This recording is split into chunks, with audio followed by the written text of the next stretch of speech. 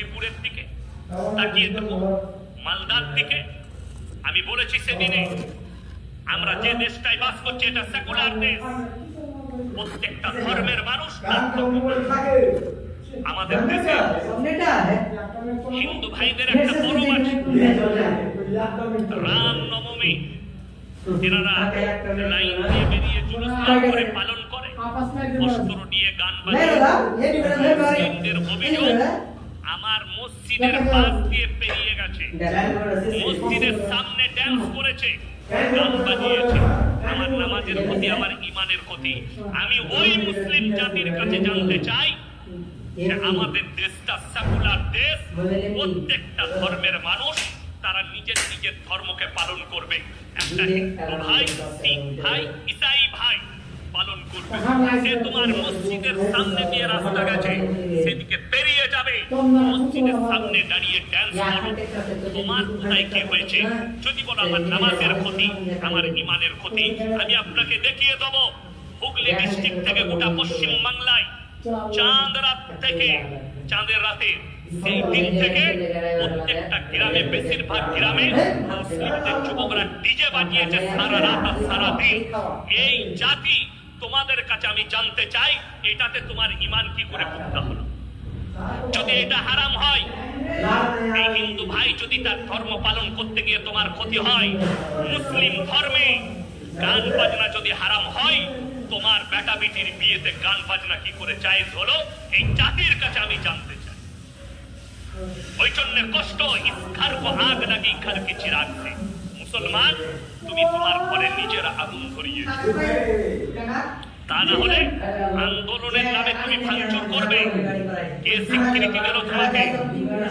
আন্দোলন করার অধিকার সব জাতির আছে, সবাই নিজের অধিকারের জন্য আন্দোলন করবে, তার মানে এটা নয় তুমি কারো গাড়ি ভাঙচুর করবে, কারো গাড়িতে আগুন লাগাবে, কারো দোকানপাট লুটপাট করবে, কারো দোকান ভাঙচুর করবে। আমি বলে যাচ্ছি তারা আমার রাসূলের উম্মতি হতে পারে না।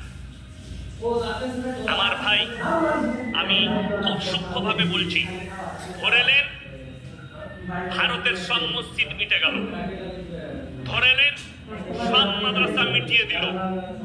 ইমানদারির সঙ্গে বলুন তো, আমাদের অন্তর আর দিল দিমাগ থেকে আল্লাহর রাসূলের মহব্বত মিটাতে কেউ পারবে? যদি বলুন না সুবহানাল্লাহ। আর আপনি কোরআনের উপরে বিশ্বাস করেন না? কোরআন সত্য কিতাব না মিথ্যা? সত্য। আর আল্লাহর কসম, আল্লাহ কোরআনে ওয়াদা করেছে, ইন্না নাহনু নাযালনা যিকরা ওয়া ইন্না লাহুল হাফিজুন। আমি এই কোরআনকে অবতীর্ণ করেছি, কোরআনের হেফাজতের দায়িত্ব আমি আল্লাহ নিজে নিয়েছি।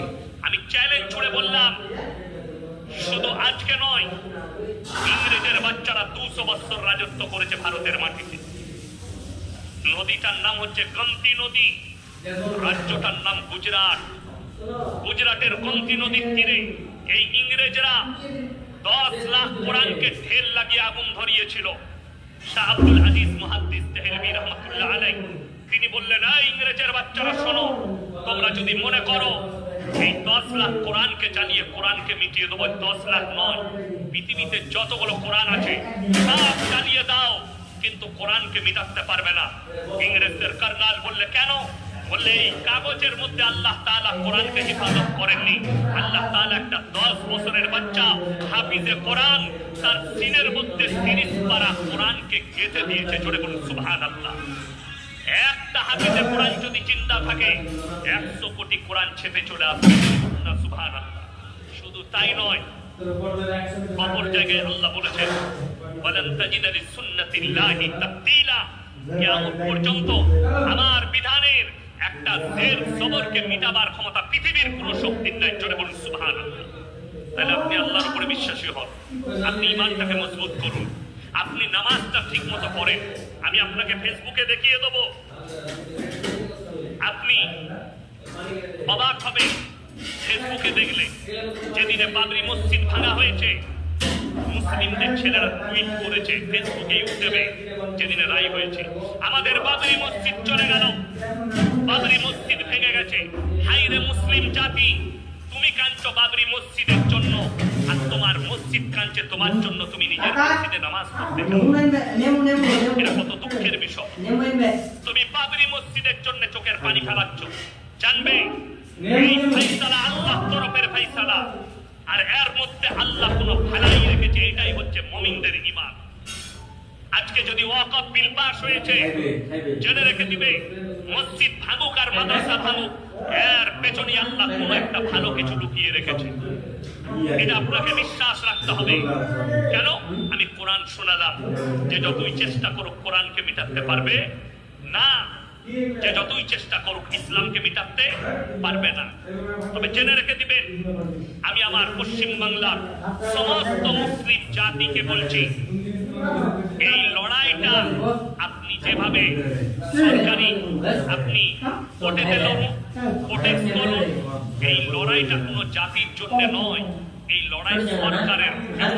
সরকার আইন এনেছে, তার বিপক্ষে আপনি যেভাবে পারবেন প্রোটেস্ট করুন, আন্দোলন করুন, কোর্টে যান, কেস লড়ুন, কিন্তু কোন জাতিকে কষ্ট দিয়ে নয়, কোন ধর্মের মানুষকে কষ্ট দিয়ে নয়।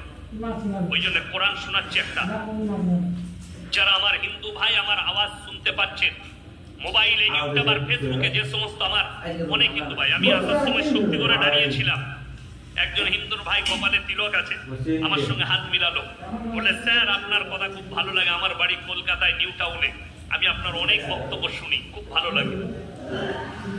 কথাটা বুঝতে পারেননি?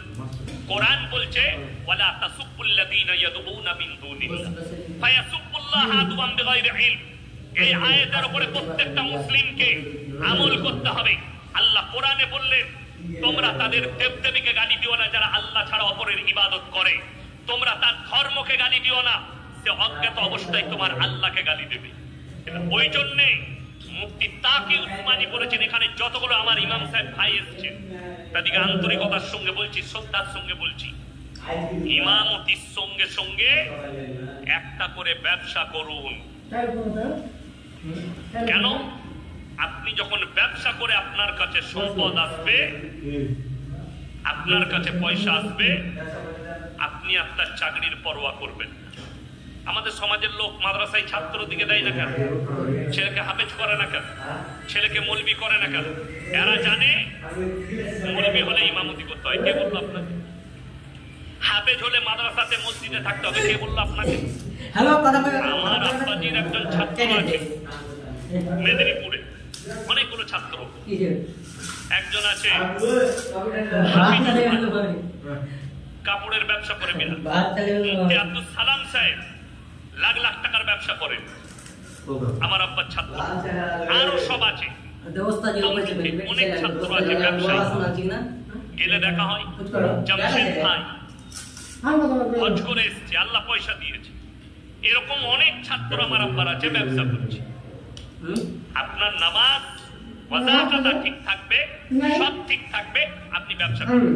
কে বললো আপনার ছেলে হাফেজ হয়ে মাদ্রাসায় থাকতে হবে? না, আপনার ছেলে হাফেজ হয়েছে, ছেলেকে ডাক্তার করুন, মাস্টার করুন, প্রফেসর করুন, ইঞ্জিনিয়ার করুন, আইপিএস করুন, উকিল করুন, ব্যারিস্টার করুন। আজকে বড় কষ্ট লাগে। আপনারা বলুন, দিনী শিক্ষা অর্জন করা ফরজ না ফরজ? ফরজ। 100টা মুসলমানের মধ্যে 80 জনের কাছে দিনী শিক্ষা। আপনি বরকত চাইছেন, আমাদের মতো মৌলবীর কাছে এসে নামাজ নাই, রোজা নাই, কোরআন তেলাওয়াত নাই, রাসূলের হাদিসকে ফলো নেই, আপনি বলছেন হুজুরের তাবিজে বরকত। আমার বেতন 11,000। কত বললাম? আমার আব্বার মাদ্রাসায় কত বেতন বললাম? 11,000। এই রমজানের পরে মনে হয় বেড়েছে 1,000। আপনি 11ই ধরুন, 11,000 টাকা বেতন। এখন এই এলাকার একটা লোক প্রতি মাসে 3 লাখ টাকা ইনকাম করে, সে হুজুর একটা বরকতের তাবিজ দেন। তাবিজটা কার দরকার? আমার না তা? আপনি বলুন বিচার। আমার 11,000 মাসে, আর তার মাসে 3 লাখ, তো তাবিজটা তো আমার দরকার। আপনি যদি বলেন আমার ব্যবসায়ী বরকত যাচ্ছে, হাদিস শুনে নেন। 1 নম্বর, সবাই নিয়ম করুন তো 5 ওয়াক্তের নামাজি হজরে বলুন ইনশাআল্লাহ। রাসূলের হাদিস, যারা 5 ওয়াক্তের নামাজি হবে আল্লাহ মৃত্যুকাল পর্যন্ত তাদের রুজিতে কোনোদিন কমি দিবেন না। জোরে বলুন সুবহানাল্লাহ। এটা রাসূল সাল্লাল্লাহু আলাইহি ওয়াসাল্লামের হাদিস। আচ্ছা, রুজি মানে কি? রুজি মানে খাদ্য, এবং সেটা আমাদের দেশের লোক মনে করে হালাল রুজি, আল্লাহ রুজি দিবে মানে প্রত্যেকদিন যেন ইলিশ মাছ আর খাসি খেতে পায়, এবং মরে যাবি। রোজ ওই মালটা খেলে কেন? ডাক্তার বলছে একটা মানুষ যদি 100 গ্রাম খাসির কিংবা পাঁঠার মাংস খায়, কত বললাম? 100 গ্রাম। ডাক্তার বলছে ওটা হজম হতে 250 মিনিট সময় লাগবে। কত মিনিট বললাম? 250 মিনিট। একটা লোক যদি দিনে রাতে খাসির মাংস পায়, 1 সপ্তাহ পরে দেখবেন মালটা আর নাই, পটল তুলেছে। কথা বলতে পারেননি? হালাল রুজি, তার মানে হচ্ছে আপনি ডাক্তারখানে বসবেন, যে খাবারটাই পাবেন ইজ্জতের সঙ্গে পাবেন। কিসের সঙ্গে? ইজ্জতের সঙ্গে ডাক্তারখানে। তা না হলে রুজির মালিক উপরওয়ালা, এটা যাদের বিশ্বাস নেই তারা একবার পিজি হসপিটালে যান, টাটা মেমোরিয়ালে চলে যান। কোটি কোটি টাকার মালিক, গলায় ক্যান্সার, খেতে পাই না, পাইপ ভরা আছে, নল ভরা আছে, লিকুইড খাবার যাচ্ছে, লিকুইড খাবার খেতে পাই না। আপনি কি বলবেন তার জন্য? কি ভাববেন তার জন্য? আপনি ভেবে দেখুন। আর আপনি আলু চাষ করেন, লোকের বাড়িতে কাজ করেন, রাতের বেলায় বিবি দস্তারখানে বিছিয়ে একটু আপনার জন্য ডাল আলু করেছে, পেটটা ডিম ভাজি করে দিয়েছে, আর আপনি সেই ডিম ভাজি দিয়ে ভাত খেলেন, ফজর পর্যন্ত বিবির গলায় হাত রেখে ঘুমাতে পেরেছেন। তোমার থেকে দামি সুখী পৃথিবীতে কেউ নয়। তা না হলে কলকাতায় যান, বেশি দূরে নিয়ে যাব না। কোটি টাকার মালিক রাতের বেলায় রাত 2টোয় মদের বার থেকে মদ খেয়ে বাড়িতে প্রবেশ করে, দামি সোফা লাগানো আছে, এতে আন্ডারপ্যান্ট করে সোফার উপরে শুয়ে পড়ল, আর বিবি শুয়ে আছে কুত্তার সঙ্গে, কুকুরের সঙ্গে। সেটা সুখের না আপনি ডাল আলু দিয়ে ভাত খেয়ে সারা রাত বিবিকে জড়িয়ে ধরে শুয়েছেন? এইটা সুখের? আপনি ভেবে দেখবেন। ওই জন্যে আপনি রুজিতে বরকত চান, 5 ওয়াক্তের নামাজ পড়ুন, রাসূলের হাদিস। যদি আপনার ব্যবসায় বরকত চান, যারা প্রত্যেকদিন যে বাড়িতে এশার নামাজের পরে সূরা ওয়াকিয়া তেলাওয়াত হবে, আল্লাহ তাদের মালেতে কামাই বরকত দেবেন। কিন্তু দুঃখ, আমাদের মা বোনেরা বছরে একবার কোরআন খুলে রোজার মাসে, ঠিক বললাম না? বললাম একবার। আর এখন হুগলি ডিস্ট্রিক্ট বলুন, বর্ধমান বলুন, এখন আমাদের মায়েদের একটা বড় রোগ, সেই রোগটা হচ্ছে যে বিকেল বেলায় নামাজ তো নাই, কোরআন তো নাই, প্রত্যেক পাড়ায় একটা করে জায়গা ঠিক করা আছে, 4টা বউ এক কাছে হবে, 5টা বউ, আর গোটা দেশের গীবতগুলো ওরাই করে। হারাম। যে মহিলারা শুনছেন তারা শুনে নেন। আচ্ছা আপনারা বলুন, পর্দা করা ফরজ না ফরজ নয়? ফরজ। পর্দার আর আছে কিছু? রাখতে পেরেছি? কিয়ামতের আলামতের মধ্যে মারাত্মক আলামত যখন তোমরা দেখতে পাবে, নারীরা পোশাক তো পরছে কিন্তু তাদের শরীর দেখা যাচ্ছে বেপর্দা। বেপর্দা। একটা পালস চকলেটের দাম কথা বলে না, 1 টাকা। কোন দোকানদার ছিঁড়ে যদি প্লেটে করে বিক্রি করে, কেউ কিনবে কেন? ধুলো পড়েছে, মাছি বসেছে, ও মাল চলবে, খাবো না কেন? পেটের ক্ষতি হবে। হাইরে মুসলমান দেশের মানুষ, আপনি 1 টাকা চকলেটের মূল্য বুঝতে পারলেন, কিন্তু আপনার মায়ের ইজ্জতের মূল্য বুঝলেন না, আপনার বিটির ইজ্জতের মূল্য বুঝলেন না, আপনার বোনের ইজ্জতের মূল্য আপনি বুঝতে পারলেন না।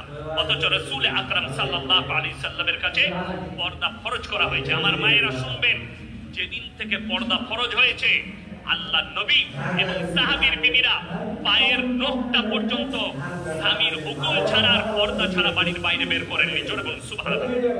কোরআনে আছে, ওয়াদরিব খুমুরিহিন্না আলা জুনুবিহিন, হে নারী তুমি পর্দা নির্ধারিত করো, তোমরা কোনদিন ধর্ষিত হবে। আরে আমি সেদিনে হুগলি ডিস্ট্রিক্টে হরিপাল থানা হয়, হরিপাল থানায় জলসায় গিয়েছিলাম, বাইর খন্ড। আমি যখন গ্রামে ঢুকছি, রাস্তার ওপরে মেয়েরা বসে আছে, বুঝলেন? আপনি বিশ্বাস করুন, আমি গর্ব করে বলছি, আমার গ্রামে গিয়ে রাস্তায় কোনো মেয়েকে দেখতে পাবেন। গর্ব করে বললাম, আমার গ্রামে কেন, আমার গোটা বলছি থানায় কোনো গ্রামে, মুসলিম গ্রামে মুসলিম মহিলাদিকে রাস্তার উপরে দেখতে পাবেন। একটা গ্রামে, আমার যতগুলো গ্রাম আছে বলছি থানায়, এর আমি গর্ব করে বলছি, আমার থানার গর্ব করে বলছি। কিন্তু দুঃখের বিষয়, আমি হুগলি ডিস্ট্রিক্টের কয়েকটা গ্রামে প্রবেশ করলাম, রাস্তার উপরে মহিলারা বসে আছে, ঘরের দরজাটা খুলে দিয়ে দরজার উপরে বসে আছে। এর থেকে বড় হারাম কাজ আর কিছু হতে পারে? আমরা মনে করেছি পর্দাটা খালি হুজুরদের কাছে। কার কাছে? হুজুরদের কাছে। ওই জন্য দেখবেন সারা দেশের লোক পেরিয়ে যাচ্ছে, আর কোনো চিন্তা নাই পর্দা। কিন্তু যদি একটা দাড়ি টুপিওয়ালা পেরিয়ে যায়, হুজুর আসছে, মালটা টেনে দিলে, তার মানে কি হুজুর খালি মরদ আর বাকি সব হিজড়ে। দুঃখের বিষয় এটা। দিলেন দাড়িওয়ালাটাই পর্দার নয়, পর্দার কথা বলা হয়েছে পর পুরুষের কাছ থেকে। স্বামী যদি কলকাতায় থাকে, স্ত্রী শুনে নাও, তোমার যদি পরিবারে, তোমার বাপের পরিবারে কেউ যদি মারা যায়, স্বামীকে ফোন করে হুকুম নিতে হবে, আমার চাচা মারা গেছে, আমি কি পর্দার সহিত যেতে পারি? স্বামী বলবে যাও, গাড়ি বলে দিচ্ছি, গাড়ি ভাড়া করে চলে যাও, তখন আপনি যেতে পারবেন। আমার বন্ধুগণ, আমার ভাই, আমার মা বোন, গান খুলে শুনেলে, যদি কোনো মাকেই যদি বাজারে নিয়ে যান, আর কোন দোকানদার ফলওয়ালা কলাগুলো ছিলে বিক্রি করে, এই কলা আপনি কিনবেন না। কেন? এত মাছি বসেছে আর ধুলো পড়েছে।